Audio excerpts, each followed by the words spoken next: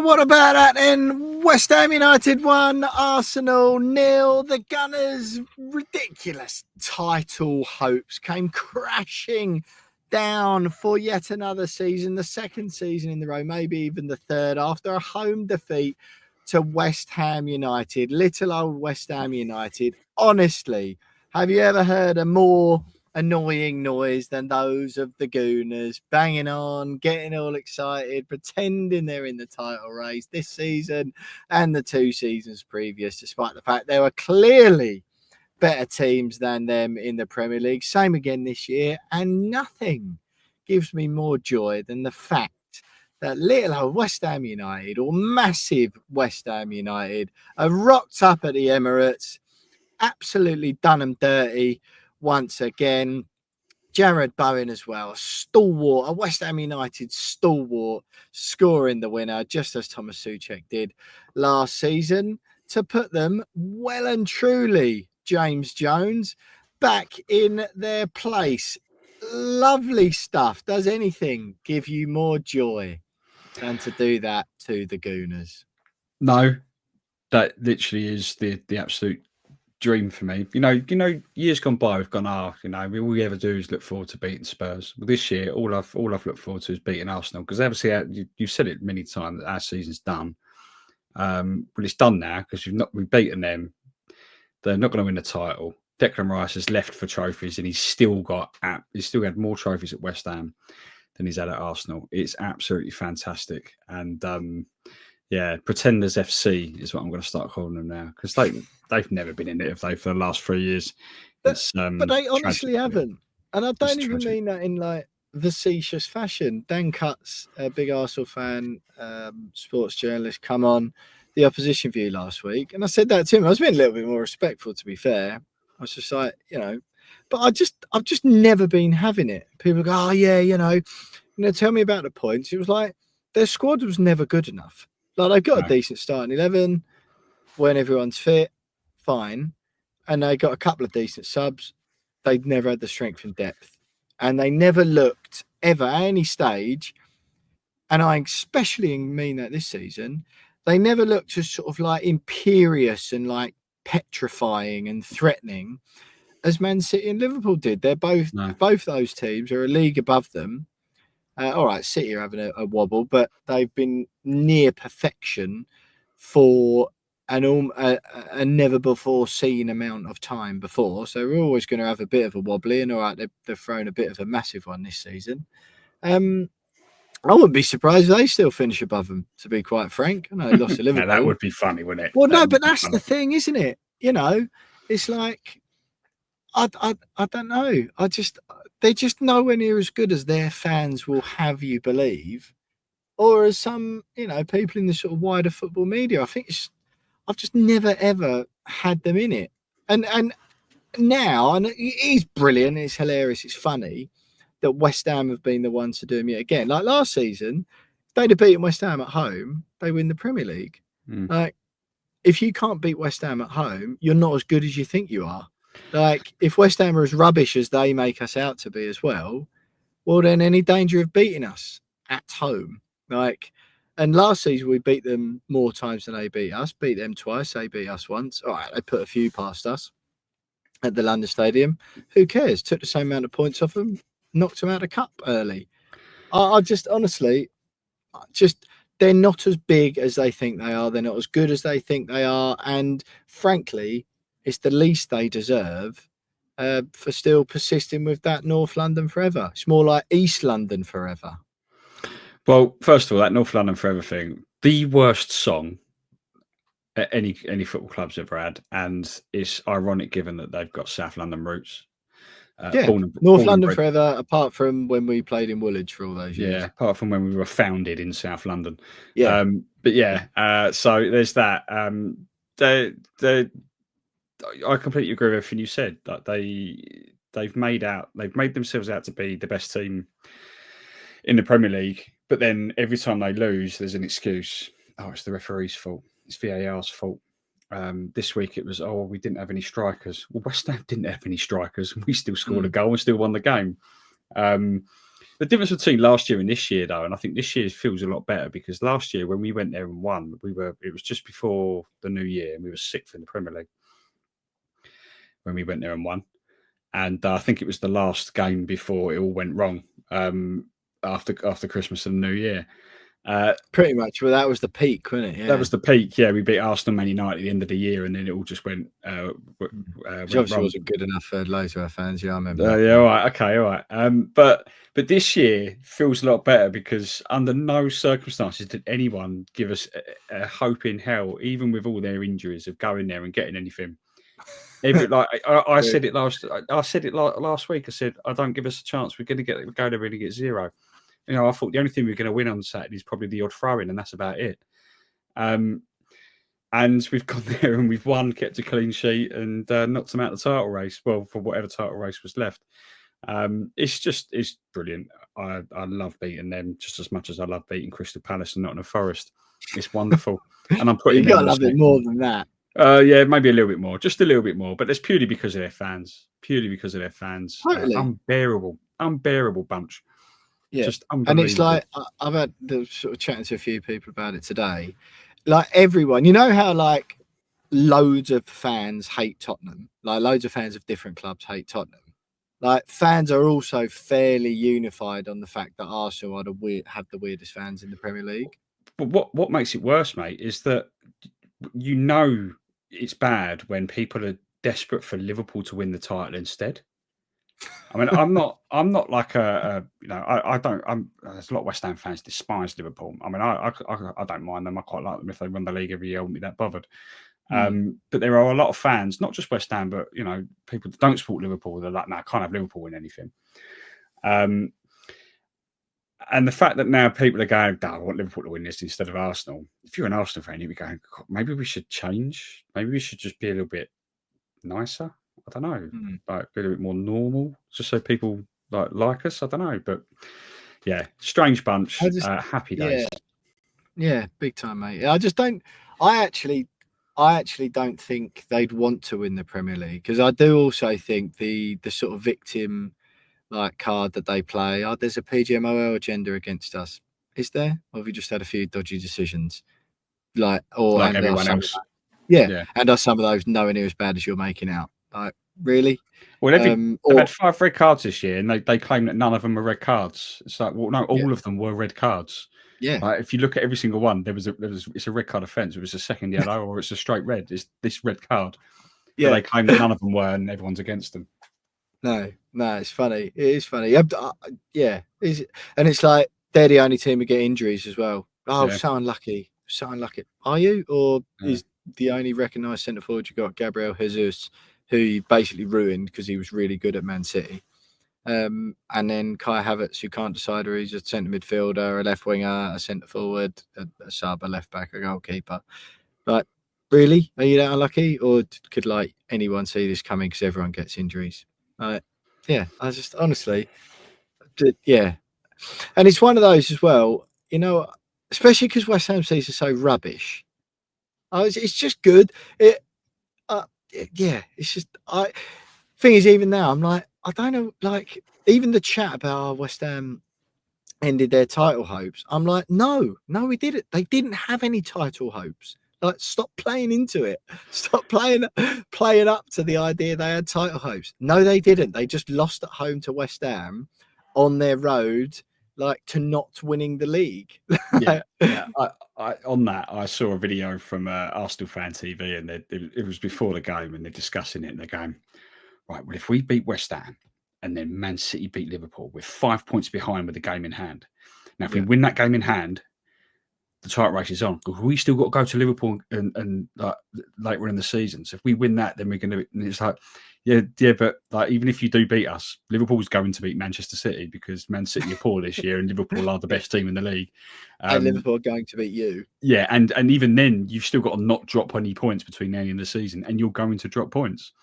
And they dropped points about 24 hours later, which was amazing. Well, exactly. Even if you go, yeah, Liverpool lose the acquired amount of games, there's no. Arsenal have not got what Man City have got and have had in them, which is that real elite mentality, ability to really turn it on when the pressure comes.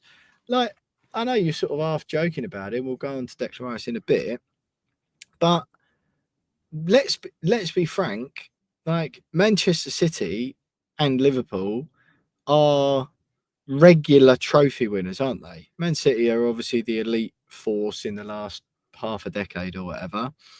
But at least even Liverpool sort of, they won the league in the middle of it. They just they kept trophies ticking over, haven't they? Like, Mikel Arteta has improved Arsenal. That is undoubtedly.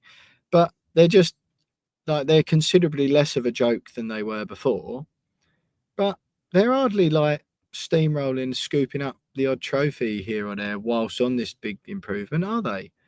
No, I think it's absolutely brilliant, mate. And the only thing that is a bit of a shame is, like sometimes in your life that, I don't know, maybe get a bit of a setback or something bad happens and it sort of makes you think and you go, I think sort of emotionally mature, responsible people can look inwards and go, you know what? Maybe it's not always the world's problem or someone else's fault. Maybe it's something I can do differently, or I can approach a situation like that in a bit of a different manner next time, perhaps. Like, when Arsenal inevitably don't win the league again this season, as they've lost to West Ham United at home again this season, there'll be none of that. There'll be none of that self-introspection. It's always someone else's fault. It's always other clubs. Other clubs got an agenda. The PGMOL don't like us. You're not relevant, lads. Most people aren't like really hyper focused on Arsenal week on week. Like, in fact, they're just sort of a little bit. They're kind of just like a bit annoyed by you. Think you're a bit weird. It's just sort of football outliers. The worst excuse I've seen from any of that lot, though, is a video popped up on my social media earlier. There was a guy who said that the reason why they didn't win the league 2 seasons ago was because the Queen died. Right. Right, and then he goes, no, just bear with me. Like, listen, everyone's like eating knowing that sorry, he's lost everyone already. And he's like, no, bear with me. It's like, well, going into that game, we'd won 4 on a trot, and we were supposed to be playing Manchester City, and we'd won 4 on the trot. We were going great guns. City had just lost to Liverpool, and they'd just drawn to Copenhagen in the Champions League. So we were in form going into that game, and then obviously it didn't happen. It happened later on in the season, and by then, we were at the title race. It's like, what are you talking about, mate? Like, that doesn't make any sense. So we can blame Queen Elizabeth for Arsenal not winning 1 Premier League title in the last 3 years. Yeah, apparently. Did she have the Prince Charles sort of have any sway over this one? Prince William, maybe? I don't know. Well, apparently Prince Harry is an Arsenal fan, so really, maybe we'll try and pin the blame on him, maybe somehow. Yeah. Totally. Yeah, honestly, really. Yeah, it's just a shame, really, that there'll be no sort of introspection from Arsenal after this. Anyway, we will talk about the game in a little bit more detail in a minute. We'll do some messages from all of you lot who've been getting in touch over the week, and then we'll have a little bit of a look forward as well. Just first of all, a little bit of housekeeping as usual. Don't forget to follow us on socials at @WeAre_West Ham on Twitter. Hang on, God, that's awful delivery. @WeAre_West Ham on Twitter. WeAreWestHampod@gmail.com if you want to email us. You can also get us on YouTube.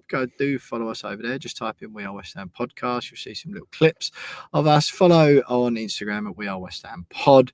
And of course, you can subscribe on Patreon, patreon.com/We Are West Ham Podcast to get ad-free listening and early access to the podcast. Most of them a day before your non-paying counterparts. The one last week, the opposition view, it was all a bit of a late rush. We had a big pull-out that pushed the schedule back a little bit. But the patrons still got the podcast early, as they will with every single episode, 2 episodes a week for the price of less than a cup of coffee. So that's patreon.com/We Are West Ham Podcast if you fancy doing that. And just a quick hello, James, to something that's just flashed up on my phone. I think a little notification I just got. Hello to Oliver. I believe, who has just signed up to the We Are West Ham podcast Patreon in the last few minutes. So yeah, if you fancy joining Oliver and the rest of the gang,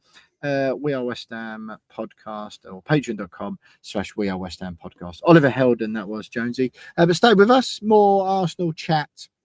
And a general look back, probably laugh at them a couple more times, and then a look ahead to what's coming up for West Ham United. Stay with us. Right, Jonesy, where do you want to start then? West Ham United 1, Arsenal 0. Jared Bowen's headed goal on 44 minutes, the picture that's already become iconic. Aaron Wan-Bissaka cross, bypasses Declan Rice. Bowen nods in 1-0. Gorgeous, thanks very much. Miles Lewis-Skelly then sent off on 73 minutes for the red. I was, in fact, on a train on the way up to Newcastle where I was working at the Newcastle Forest game on Sunday. Thoroughly entertaining occasion that was. Yeah, it was brilliant, mate. Yeah. But I was on the train on the way up, so I could only listen to the game on the radio. Did you watch it? What were your thoughts and feelings? Where do you want to start? No, I didn't watch it. I was funny enough. I was in the pub, but I was just kind of had Sky Sports Soccer Saturday on, and they throw to Paul Merson when Bowen's goal goes in, and I sort of jump up and go yes, like that. And I didn't realise that there was a young girl with her mum waiting at the bar to order their lunch, and I made the poor girl jump. She was terrified of me after that. Gave me a really terrified look. And that's scary, Jonesy. And her mum kind of just brought her a little bit closer, and I was like, "Oh, sorry." Sorry, come on. So yeah, but I didn't watch any of it. Obviously, I watched the highlights afterwards, but was fishing a lot on social media for a reaction around certain things. Didn't get many bites, which was a bit unfortunate.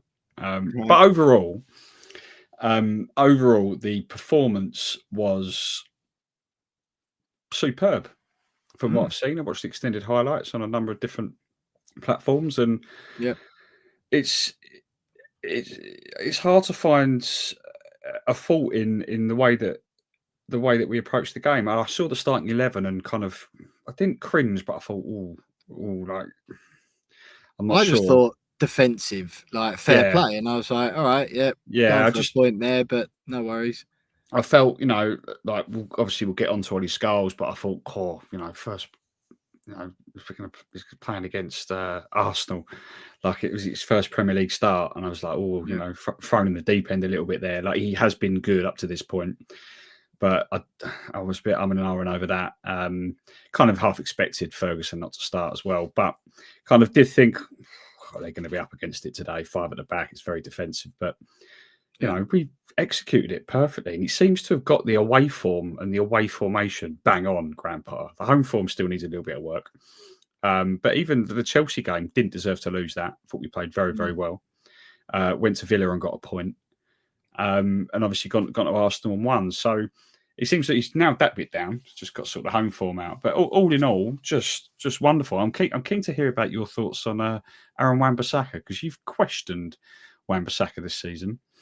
And his signing, but he's been very, very good, and he was even better on Saturday. Well, yeah, like I said, he was good on Saturday. I don't think I'll commit to he's been very, very good. He has been very, very good. I think he has been. Well, yeah, I mean, if he finishes the season with more goal contributions or assists in particular than Vladimir Coufal at his prime, then fair enough. I think even last season Coufal was all over it on the assist front. So yeah, great. His defensive stats are certainly nowhere near as good. So no, again, brilliant performance. I don't want to be negative for the sake of it. I really want him to be a success. I'm just not really convinced by it. But brilliant on Saturday. That's to be fair, you can't argue with how he played, can you? We kept a clean sheet, and he's got an assist for the winning goal. And he also set up Bowen for that chance that he had before the goal winning, I think, that he dragged wide. Yeah. It would have been a carbon copy almost, wouldn't it? Yeah. Yeah, exactly that. Yeah, he's on Arsenal's like least scary side, isn't he? Do you know what I mean? In as much as Gabriel Martinelli, no one's really that petrified of him. Yeah, no, well done, brilliant, great. I'd see that every week. If he gets a clean sheet and assist every week, then it'll be West Ham's greatest right back of the modern era. Yeah, so those are the exact sort of performances that will make me change my mind. So yeah, like you just want more and more of that, really, don't you? Yeah, I agree. I think that there's been a few games this season where he probably hasn't got the credit that he deserves, and I think a lot of that is down to the fact that under Lopetegui, where he was being caught out of position quite a lot because he's been told to play as an inverted wing back, stroke winger, stroke striker, stroke God knows what else. Yeah, of course. Yeah. It kind of made him look a lot worse than what he is, and now a lot of people. Oh, totally. I'm with you on that. A lot of people are now still looking at that Aaron Wan-Bissaka and going, "Oh, God, what a waste of 15 million quid! Oh, he's not that good. He's not defending that well." Blah, blah. When actually, since Graham Potter's come in, he's still doing a lot of that offensive work. But defensively, I think even under Lopetegui, defensively he was good when he wasn't out of position. Well, that's the thing. I think it's hard to say defensively he was good because he was never there to defend. But he's one on one. No, but even then, his one-on-one play was second to none. Yeah, I think it was. I think back to a number of occasions when he was winning one-on-one tackles and last-ditch tackles when he wasn't out of position. Can you actually remember one? Like, I'm not even. I can picture them in my head, but I can tell you what game it was in. But I can picture them in my head. So you picture them in your head, but just not what kit the other team was. Well, I mean, otherwise I wouldn't be like, I think he's been a little bit underrated up to this point. There have been stages this season where I've been impressed with him, but acknowledge the fact that he wasn't utilised to the best of his talents under Lopetegui. I think now Graham Potter's using him the way that he's supposed to be used as a right back. You mean as a right back, stroke wing back in certain formations. And so now I think we're starting to see the very best of him, and I think he'll turn out to be a bit of a bargain for 15 million quid. I really do. Yeah. Yeah, I don't know. I mean, Soufal cost 5, but no, look, I think it's that. I don't think he's necessarily been like abjectly bad. I just don't think he's been anywhere near as good as people are making out. Like, I'm totally on board with you on the Lopetegui thing. I've said that time and time again. I think, yeah, Lopetegui, like loads of players looked way worse than they actually are under him. Yeah, as like I say, do that every week, mate. Do that every week, and you won't hear a word of complaint from me ever again. I'm still slightly concerned that like his only gear is jogging. Like I wouldn't mind seeing a sprint every now and then. But yeah, just, one of those things. Who else then, Jonesy? What about a red card? Miles Lewis-Skelly given a yellow first, and then the officials, obviously, given their huge agenda against Arsenal, decided to give a thoroughly well awarded red card. Your thoughts? Well, it's an obvious red card for me. I'm surprised it wasn't given as a straight red to begin with, and he had to go and check it out. But if he doesn't put him down, I didn't realise at the time, but David Raya's like there. Yeah, what he's doing there, I've got no idea. He's like almost like a defensive midfielder.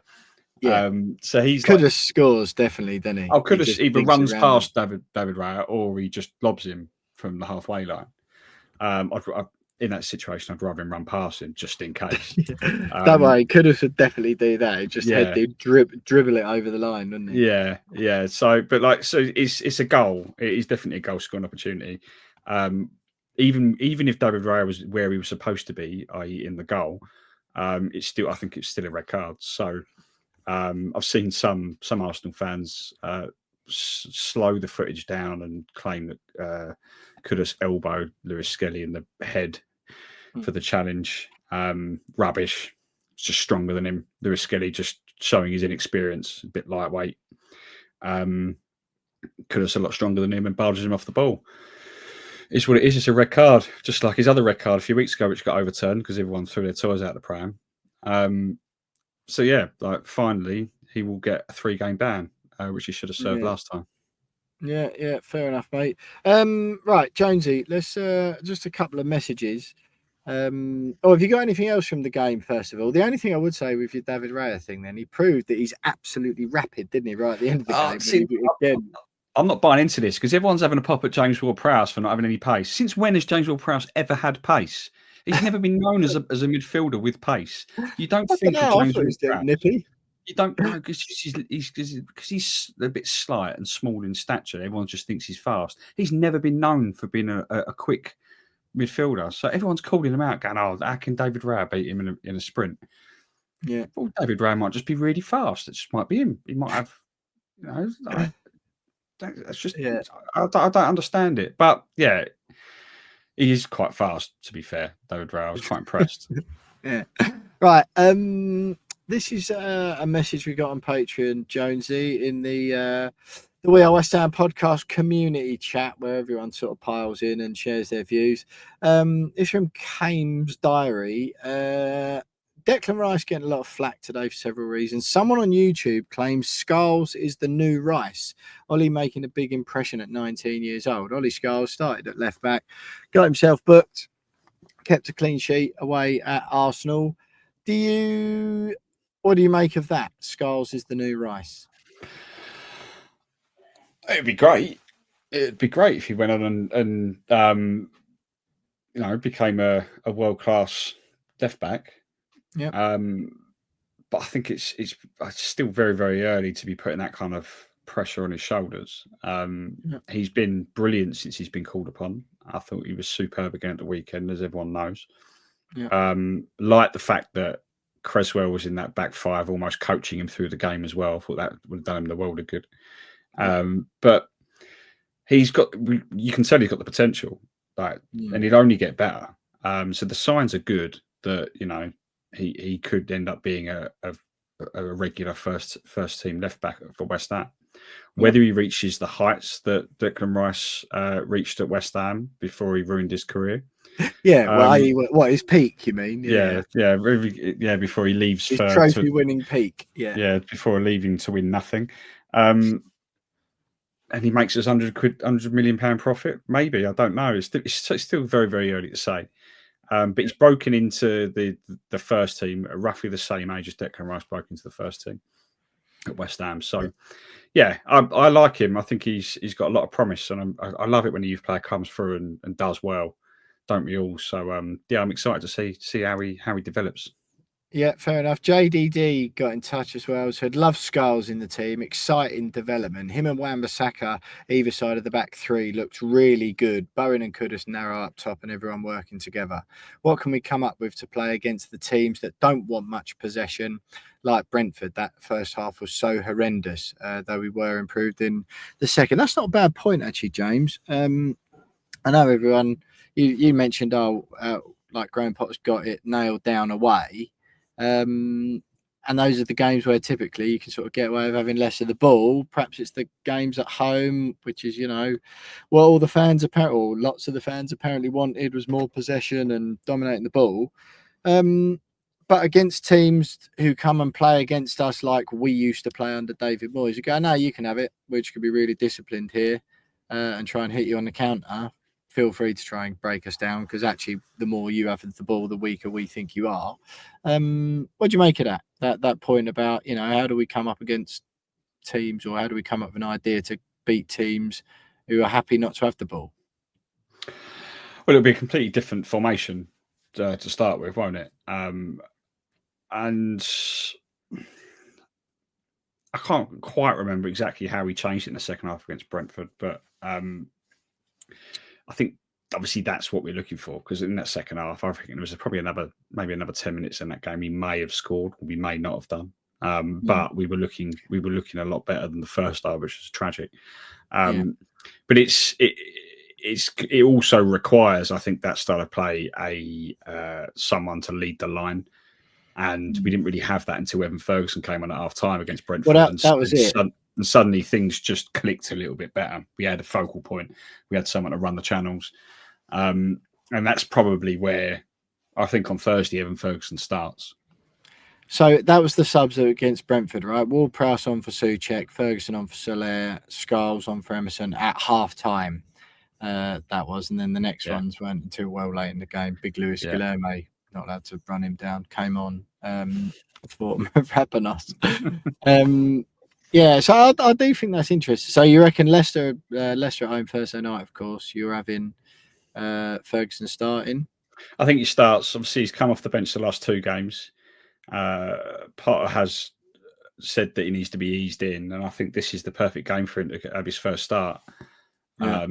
When you consider the fact that he changed the game or changed the way that we played when he came off the bench against Brentford last time we were at home, I feel like Potter will be looking at it going, okay, well, I need him on the pitch to really execute my home plan. So yeah, that's what I think will happen. Yeah, because that's what we do. We need a bit of that, don't we? Right, just back to the Arsenal game then quickly. Jonesy, a few more messages on Patreon about this. Declan Rice, I want to sort of talk to you about this part of it, James. I'll just put it out there to all the Patreon subscribers. Look, what do we think? What do we all think about the Declan Rice stuff then? Paul says, not phased, always going to be a bit of banter, but the money we got for him, we invested wisely. Good luck to him. And in all honesty, Arsenal were the best choice for him. Chelsea are a basket case. He wouldn't have gotten a game. Or at City with Rodri in the team, and I don't think Liverpool were in the discussion due to the price. What else did we have? We had a message here saying Arsenal fans on X saying Declan Rice's emotions got the better of him, and a sense of loyalty to his old teammates would get in the way of his football and his tactics and ability to make decisions under pressure. Classic head versus heart dilemma. Interested in that one. Jim as well. Jim Odie says he thinks it's all tongue in cheek. No one was saying anything else. They battered us at home this and last season, lest we forget he's an exceptional footballer. What do you think then? All the Declan Rice stuff. He does say if Arsenal fans are questioning Dec's loyalty, they may lead to look close to home and wonder if Arteta has reached his level. But just on the Declan Rice messages there, what do you make of them and the whole sort of Rice situation? Is there a situation? Well, I just think the situation being, there's a few videos floating up online afterwards, wasn't there? Oh, well, if the fans going, he should have signed for a big club. Yeah, but again, I've sort of heard that song. If obviously there's no indication he's upset about it. If he is upset about it, he needs to have a look in the mirror. Like, mate, like that's just general banter from fans having a pop at a player that's left them for another team. Like any player gets that. It just so happens to be former West Ham captain who lifted a trophy for the first time in 40 years or whatever it was. People were loving it as well. Like, as well as that, they were also loving the fact that he was sort of left in no man's land as the cross come in. Yeah. I don't buy into, some, because I saw a video, some Arsenal fan, the video addressing Declan Rice personally going, you've got to forget about West Ham. You don't play for him anymore. They don't. As if like he played badly on purpose. Yeah, it's like, they don't even want you anymore. They've forgotten about you. They're laughing at your deck. And it's just like, he ain't wrong, to be fair. But I don't believe that for a second that that's in his mind when he's playing against us. No. They beat 6-0 last year at London Stadium. He scored for crying out loud. Yeah, exactly. Yeah, like if he really didn't want to beat us, he wouldn't have pinged it in from 30 yards. Like, yeah. So I don't believe that for a minute, and I think he is a professional, and he will wanted to win the game. Cool. But probably more. Yeah. I mean, obviously, he's probably quietly fist bumping in the car on the drive home, going "Corny irons," but maybe he isn't. No one knows. So. Like, it is what it is. I don't think there is a situation with Declan Rice.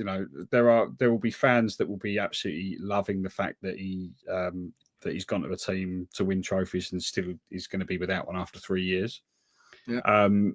There will be fans that want him to go and win trophies because of what he did at West Ham, and he's an academy product, and a lot of our academy products have left and gone on to win Premier Leagues and Champions Leagues and God knows what else. So. Yeah.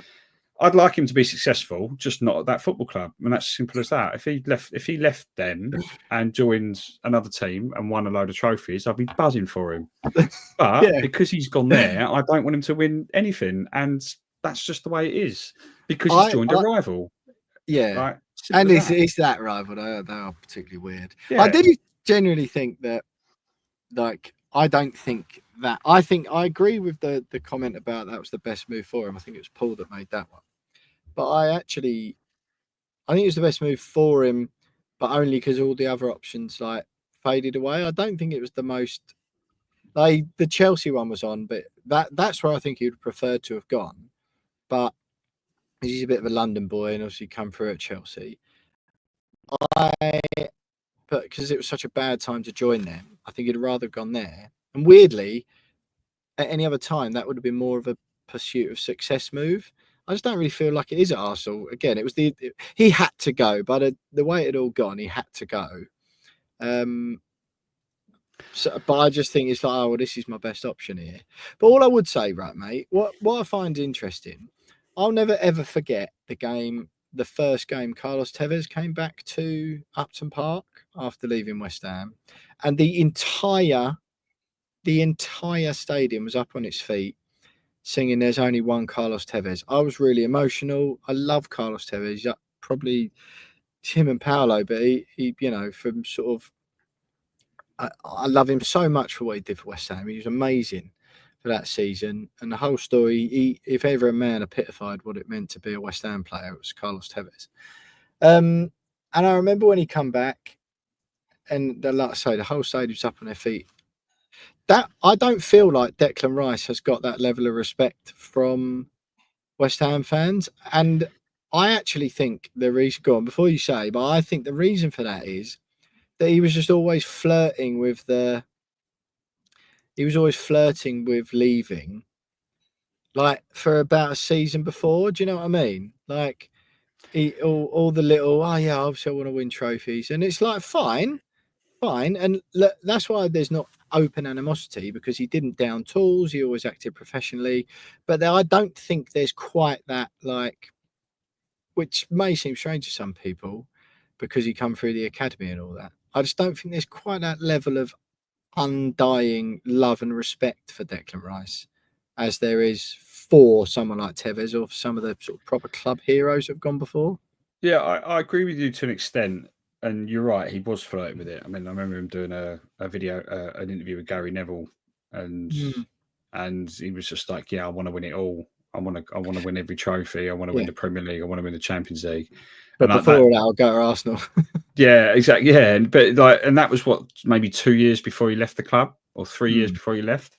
And in your head, you're thinking, well, you'd probably, like, as much as it'd be great, you're not winning that with West Ham, so you've already taken yourself out, going, I want to leave the club. Totally. And I don't begrudge any footballer for wanting to win trophies. That's what you're in it for, right? You're in it to win the biggest trophy. He didn't have to. He was too good. He didn't have to say that. He didn't have to do all that. It's like, you're obviously good, mate. Just keep saying, look, I love people West know Ham. you. I love people it, know West you're Ham. probably going to end up going. Yeah. But you never know what's happening. Like, it doesn't matter what happens in the future. I'm focusing on today, being the best player I can be, and see where that takes me. Exactly. I love West Ham. I love playing for. Yeah, exactly. And I think that the reason why he doesn't get the standing ovation or doesn't get the level of respect is simply because he signed for them. I genuinely believe it. Yeah, Tevez went to Man United, though. Yeah, I know, but to be fair, I mean, he went and played with Ronaldo and Rooney and won the Premier League, smashed it up. The thing with the Tevez situation was that he was thrust into a situation. He had no idea what on earth he was doing. He didn't know he was signing for West Ham until he turned up at the stadium with pictures of Alan Pardew. So, so he was kind of like, just like, oh, I'm playing for this, am I? Like, without even knowing that he was going to get us in trouble and God knows what else. Blimey, this love me. But he still played and he showed a lot of passion, and then showed us a lot of respect as well after he left. Loads. So that's why the fans absolutely adore the bloke. Declan Rice, everyone knew he was going. And yes, okay, it may have been the only option for him at the time. But there was something about it that just felt off for me, and I think for a lot of other fans. It felt like it felt like a betrayal almost. That we just had that amazing moment in Prague only 2 months earlier. And now he's gone and signed for one of our biggest rivals in the capital, and it was a bit like, mate, what really? Yeah, Like, I think and then betrayal's too strong. but Do you know what I mean? I'm not saying it was a betrayal, but it felt like it at the time. It crushed me seeing him in an Arsenal shirt when they announced him, and I was like, why is he wearing that shirt? Why is he signed for them? It more just, yeah, I just thought, you know what? Like, fine, good luck, enjoy Arsenal. You'll get some more money. Brilliant. You're playing the Champions League. Like, fine. I'm not saying it isn't a step up, but I don't think that's a move of a player who's as good as he thinks he is, or as everyone says he is. Like, But they'd had one honestly, title challenge. He moved there off the back of one even that. title challenge. Like they challenged. It was the year that the Queen stopped them from winning the league. And he looked at that and went, "Cool, if only the Queen hadn't died, I'm going to join because I reckon I might win it next year." Yeah, yeah. There So, shouldn't I be mean, any more royal deaths on the horizon, so I might be all right. Yeah, so I think that, I mean, I don't know. But I mean, like I said, I hope he does well in the future after he leaves Arsenal. But obviously, I don't want him to do well while he's there.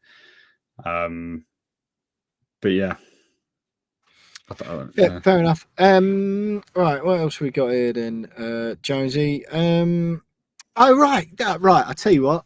Stay with us, everyone. That was pretty much it on the Arsenal game. Stay with us because I'm going to have a word with James next about any of his, if he's had any more social media interactions recently, because we've had a message about the atmosphere as well. So I'm going to have a word with James about all of that next. And we'll have a little look ahead to the Leicester game on Thursday.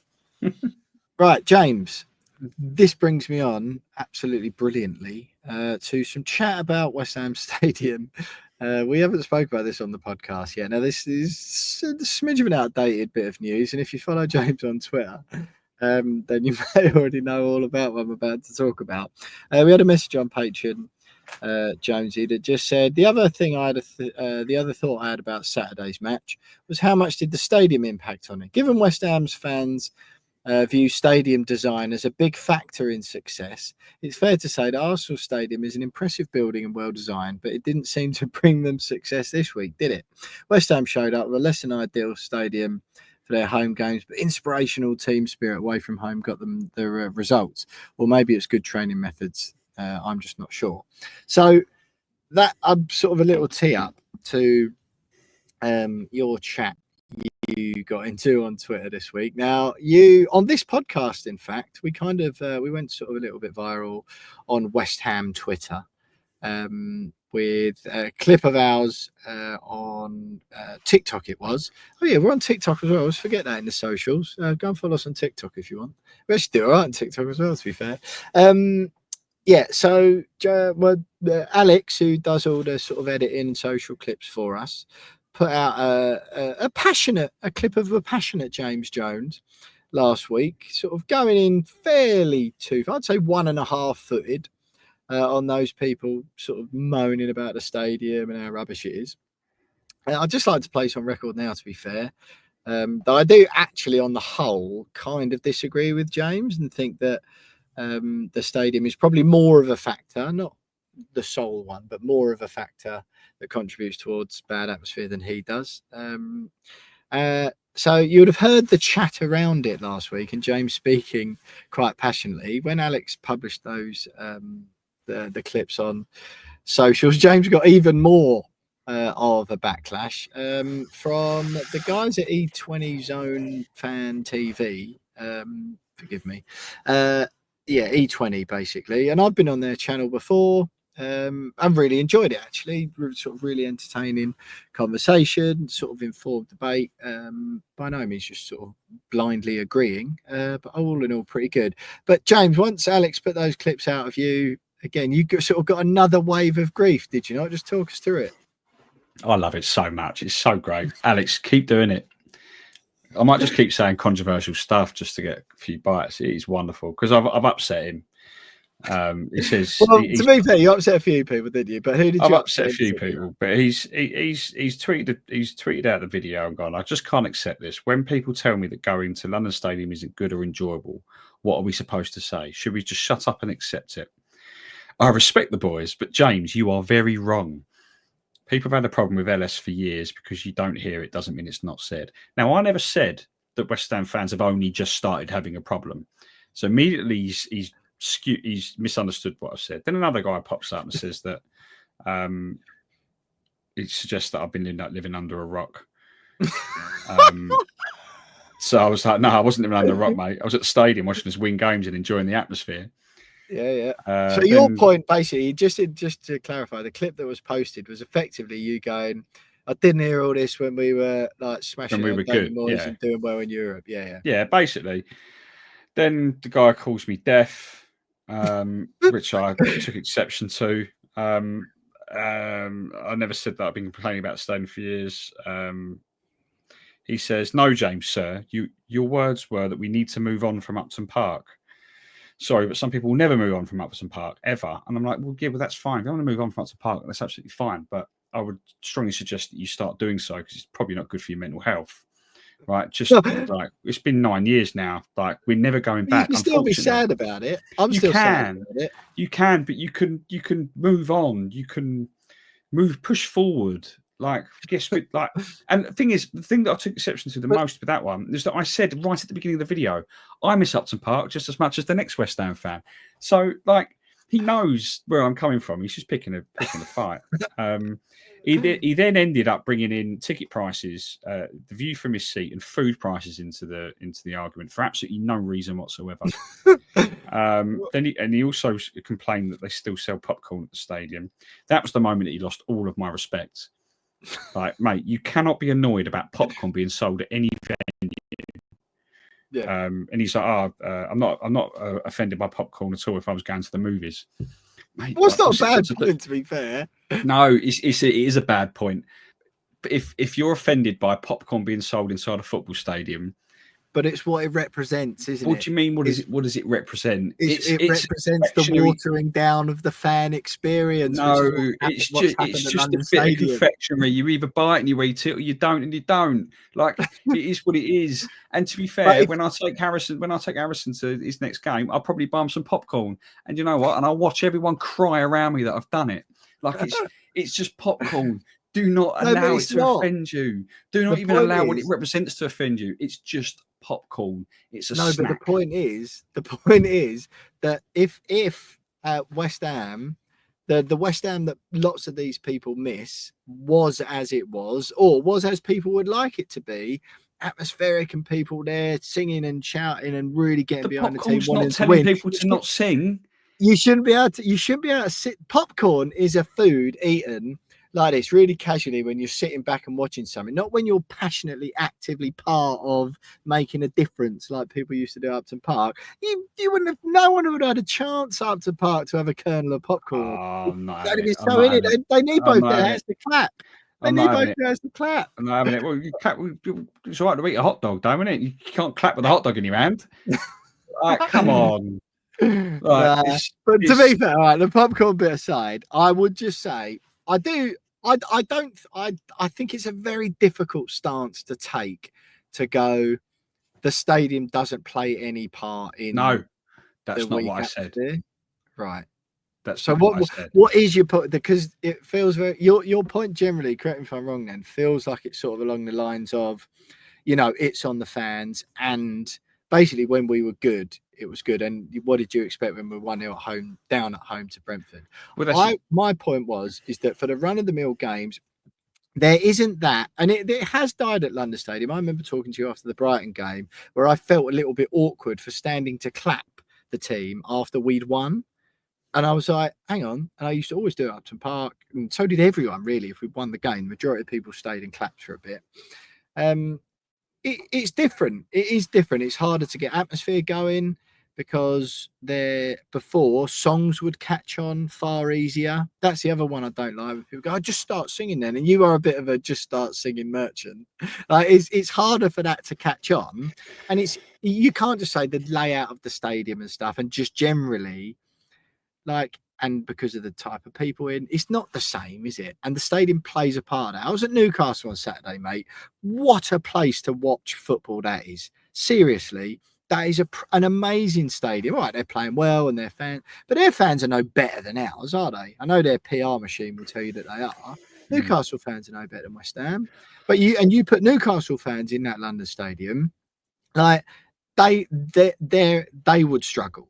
Like if they knocked St James Park down and built the Olympic Stadium right next to where their ground is now, or a bit 5 minutes down the road, Newcastle fans would end up in a similar position. Do you know what I mean? You can't tell me that they would be.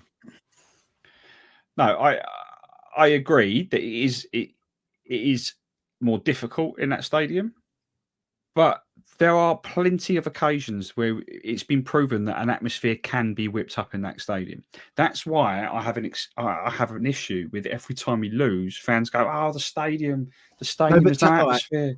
You don't hear and this is what the guy was saying to me the other day. He was like, "No, people have always moaned about the stadium." I was like, I know that, but there was no one moaning about it when we were beating Seville in the Europa League, when we were drawing with Leverkusen, almost beating Leverkusen last year. But those are outliers. When we beaten Arsenal, when we beaten Chelsea, when we beaten City in the Cup, when we beaten Man United, when we beaten Liverpool, we've beaten them all there, all of them. And not a single time when we won those games did someone walk out of that stadium and go, "Well, I've had enough of that stadium. It's rubbish. It's a joke." No, right? It doesn't happen. And if someone tells me that it does happen, you're lying.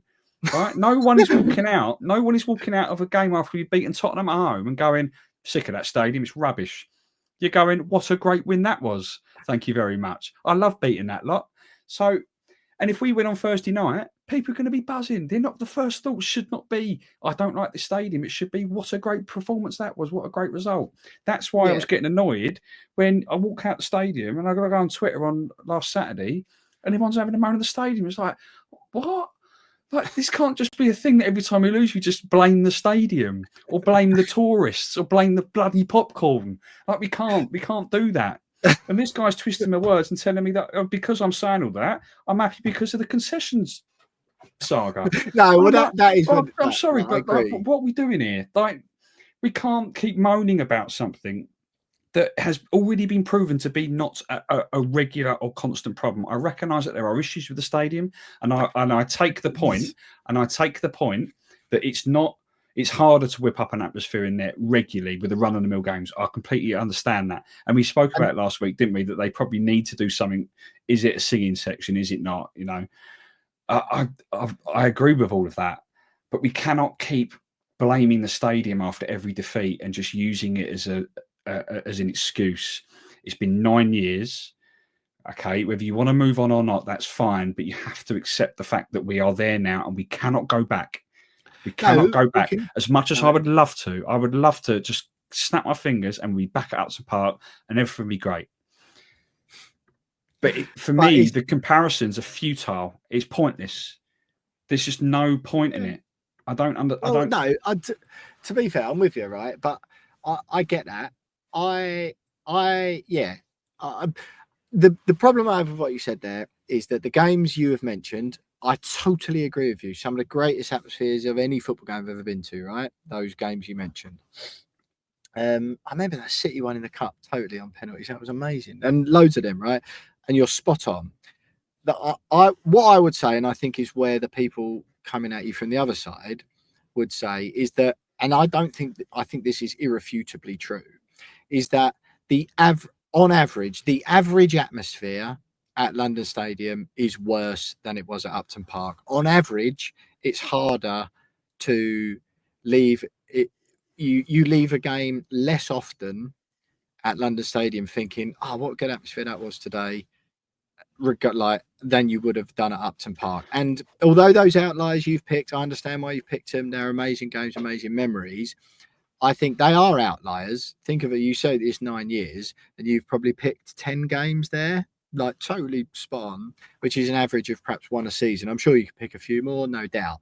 But on average, it's worse. It's worse. And people go, "Oh, it's Upton Park." It's not because they think they can go back there. It's because that's their main point of reference, as it is for me, you know. So I think there's so much more people feel, and I think it's catching, right? I think there's people who before would have been a lot more vocal at Upton Park. I think perhaps feel a bit exposed at London Stadium because I've mentioned this already, right? So by trying to get an atmosphere going, the part of the magic at Upton Park was if someone started singing in the bottom corner of the Bobby Moore stand, you'd have you'd only be 20 yards away from the people at the bottom of the east stand who'd start, which would spread up to the east stand upper. And I sat in the east stand upper, which was one of the more quiet parts of the ground.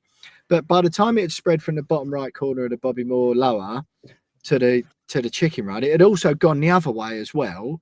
By which stage the centenary corner had heard it. And but if you've got just those four parts singing, the Bobby Moore upper would always join in as well. And you've got most of the ground singing and going then.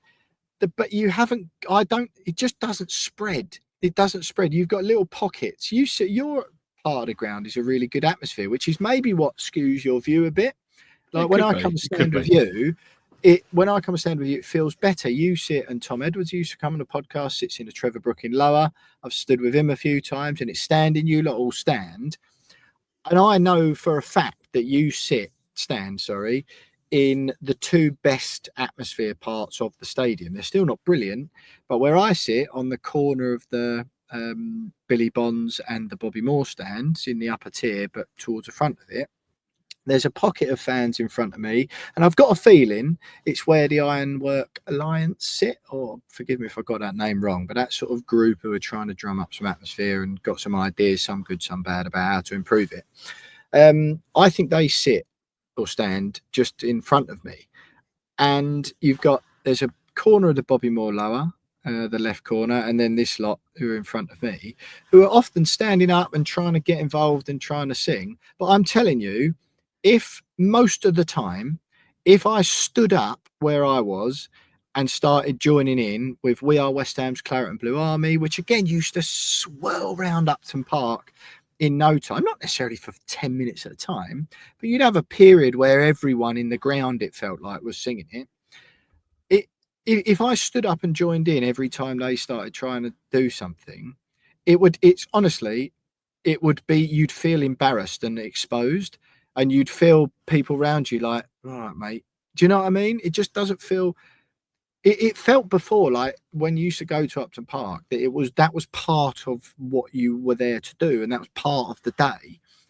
All right, if you go 4-0 down in the first half, it's different, but it doesn't feel like that anymore. And I think as much as I think when people moan about the stadium, they're moaning as much about the stadium move, aren't they? And it's what's come with the stadium move, not just the physical setup of the stadium, which isn't great and doesn't lend itself to all that, but it's also that you went from 35,000 or 40,000 diehard West Ham fans who were like desperate to go to Upton Park every week and be part of what Upton Park and watching football there was about. And you doubled that.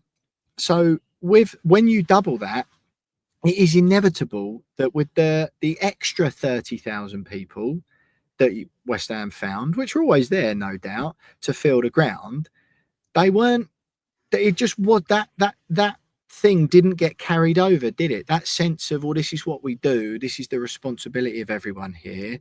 It didn't get carried over. And I was at Newcastle Saturday, man. I know, again, they won 4-0, it's fine. But there's 52,000 people in there. And when it got going, you could just tell, it felt like Upton Park used to. Everyone felt like that's what they were there for. The songs would spread really quickly.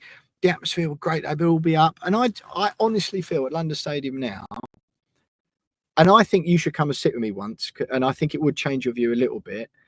And you'd see, and I just don't think there's not that ability to spread, then there's not that feeling that people are there to be part of something. They're there to watch something happen, and they don't feel like they're part of it. And I think that's as much as the move to the stadium as the physical stadium itself. A passionate defence, and yeah. Mate, I don't disagree. Mate, honestly, I don't. Come and sit with me soon in the next few weeks, genuinely, just for the pod, and we'll see. Yeah, I don't. Everything you said there, I don't disagree with any of it, and I do see that the point of view. And I think what a lot of people forget is that we're all on the same side here, right? Like, no, of course, yeah. As much as I've had a very different experience to the stadium as a lot of others, and you just alluded to it there. Like the corner I sit in is relatively, it's probably one of the best atmospheres. And it's not loud every single game, but it feels a lot more louder and rowdier for most of the And time. you've got the biggest block of people, I think, because you've also got that Trevor Brook in lower.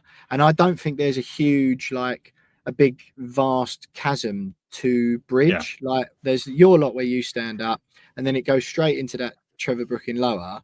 Whereas everywhere else in the ground, you haven't got really people. Like, that's the most, in my opinion, the most concentrated section of fans who want to sing and get involved and create atmosphere. Do you know what? There are a lot of people in that section that used to sit in the same section that I did at Upton Park, Chaff Corner. Which was where? Chaff Corner. Well, yeah, definitely. Yeah. Centenary lower, Yeah, so, like, there's a lot of like-minded people there. But I don't... Obviously, I'm not the stadium's biggest fan. I never have been. I've never said that I absolutely adore the stadium. I have said over the last few years that I've stopped seeing it as a chore to go. I don't dread going there like some fans do, and I understand why some fans do. But I feel like, okay, well, we're stuck with it now. We're stuck with it now. And yes, there are issues, and I completely do acknowledge that the atmosphere, on average, isn't as good as Upton Park. I acknowledge that, and I accept it. But I still disagree when I see people go, "Oh, it's a soulless bowl. It's this, it's that." It's like, guys, it's just for me, it's a lazy way of portraying your frustration at the stadium by just, having a dig at the atmosphere every single time when we've already seen that we can have a good atmosphere there. And I get it. I get it. It's not as good. Nothing it's will not compare as good for, like, it's not as good for Brighton 1, West Ham 1, is it? No, but like people just generally seem to care less. Maybe that's it. I don't know, but, like, on average, I don't mean individual people, by the way. Some people go, I care just as much. I get that. I just mean everyone who's in the stadium. I think there's a larger percentage of people who care less about West Ham winning. Yeah, maybe, and I disagree with the whole the people having a pop up. There's a lot more tourists in the ground. It's like, well, you've probably been a tourist watching day football trippers. abroad. No, of course. Like, you can't go. But that is also you can't deny that has an impact either. It does, but you can't go. Yeah, but there's a lot of people moaning that there are tourists there. They're going, "Oh, it's too many tourists." It's like, well, like, it's them or empty seats. Yeah, like what? And I think there's just a lot of hypocritical comments around tourists going to football matches, because everyone's got going to X, Y, Z new camp on their bucket list, or Bernabeu on their bucket list, or. I don't think anyone holds it against the actual tourist. No, but they hold it against the club for creating an environment whereby so many tourists are enabled to go to games, which therefore impacts on the atmosphere and waters it down. Blah blah blah. I don't think anyone's having a pop at an American bloke, or I'm sure. No, they're not. No. I don't think anyone holds it against them. No, I'm not saying. I'm not. No, that's not what I was saying. I wasn't saying that they're holding it personally against the tourists. They're holding it against the concepts of tourists going to football matches and going, "Oh, I'm visiting London. Which football team's playing in London this weekend? Oh, West Ham are at home. I'll buy a ticket. It's cost me £150. Doesn't matter. I'm here for the weekend. I'll go." I think it's the impact, though. I think it's the impact. So many and allowing or enabling so many tourists, which is as a result of 2025, the Premier League in 2025. We're a London club with a 63,000 seat stadium, or wherever it is. Yes, that means we're going to get more people coming for the day to watch the game. Like, that's the way it is. Then impacts the atmosphere. That's what impacts the atmosphere. You can't deny that. But I don't think it impacts. I don't think tourists being there impacts the atmosphere as much as people say it does. Mate, come on. I mean, how many tourists? I mean, I'd love to be able to get the stat. Whether the club have got it or not, I don't know. But I'd love to know. I think it's impossible to know. But how many tourists are there on one single match day? What percentage of the ground are people that don't go? That are tourists that don't support the club and are just visiting from another country or whatever. I'm not saying that support the other team that we're playing. The term tourists should change to day trippers, though, don't you? Like, Yes, I one-off agree. match goers. I agree. But I think it's a very, very low percentage in the grand scheme of things. The vast majority of people in that stadium at any one time are West Ham fans, whether they're season ticket holders or whether they go once or twice a season. You can't. Do you reckon it's what, more than 50%? I think no. But I think West Ham. I think you can tell, right? I think this is where you can tell. It's when the cup games, right? Run of the mill cup games. I know we have Bournemouth at home in the Carabao Cup this year. The 40,000 that are in there for Bournemouth at home on a Tuesday night, they're your people who were filling Upton Park. Do you know what I mean? And I personally just always thought 60,000 was too many. I just think from 35, I thought 45 would have been spot on. Like if we were going to redevelop Upton Park, would have gone to 45. It'd have been absolutely perfect. Maybe 50 at a push. 60 just always felt like it was just always going to happen, I think, to be quite honest. But what I would say this, right? I reckon West Ham have got the largest percentage every week on average in the Premier League, have got the largest percentage of the people in the ground who are sort of apathetic as to whether West Ham win. That's what I would say. I think at every other ground in the country is the percentage of seats full up with people who are proper desperate for the home team to win. I think West Ham have got the worst ratio for that. I mean, I don't think there's an Opta stat for that anywhere, to be fair. No, to be But fair, do you see my point? that would also include West Ham fans who are also apathetic about us winning. Well, yeah, True. Yeah. But look, I don't. I agree with you to an extent. I think the exception I took with this, going back to these messages, though, was that, and I've had it before with a few people that just because I've not said anything negative or not slagged the stadium off, suddenly I'm okay with the concession problem. I'm okay with food prices being high, which, by the way, isn't the club. It's the owners of the stadium setting the food prices. It's like nothing the club can do about that. Ticket prices. It's still part of those people's experience, but you're right. Yes, but what they're saying is that because I've said it's not as bad as people say it is. Oh, in that case, then I also am happy that children and OAPs have to pay full price. I'm also happy that that the food. The other day I paid £12 for a cheeseburger. It's a pretty nice one, actually, to be fair. But I wouldn't pay £12 for it again. So I'm not particularly pleased about the food prices either. But what are you going to do about it? Like, you're not going to do anything about it. So, yeah, I just take exception at that. And this one in particular, the guy was putting words in my mouth and making me out to say stuff that I really just wasn't saying, and he kept telling me that I wasn't listening to fans, and I'm like, you're not listening to me, mate.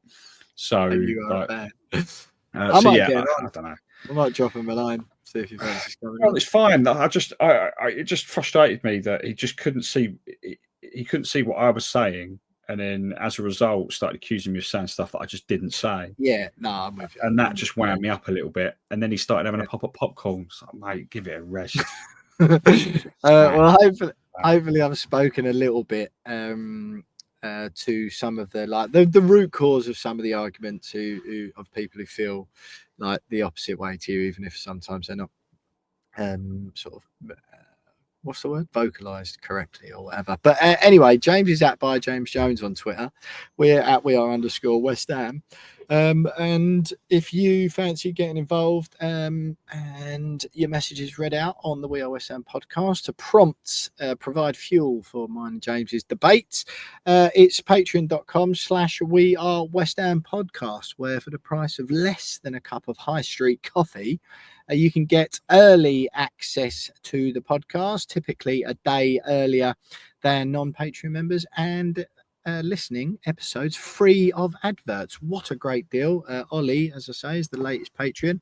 Just got a notification on my phone for that. So come and join the club. It's really fun. We kicked off the community chat this week as well. Everyone rejoicing in the messages post Arsenal and in that victory at the Emirates Stadium. So get stuck in. It doesn't cost you loads of money. And yeah, you get your messages read out here, and there's people to chat to and a bit of a community around all things West Ham.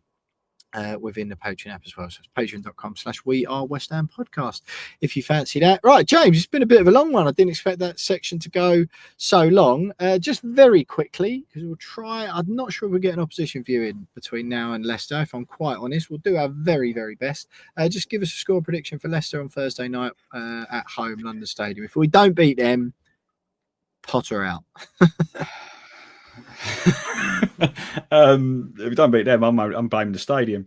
Yeah, I think we'll win. I think Potter will get it right this week, and there'll be a lot of confidence in the squad after beating Arsenal.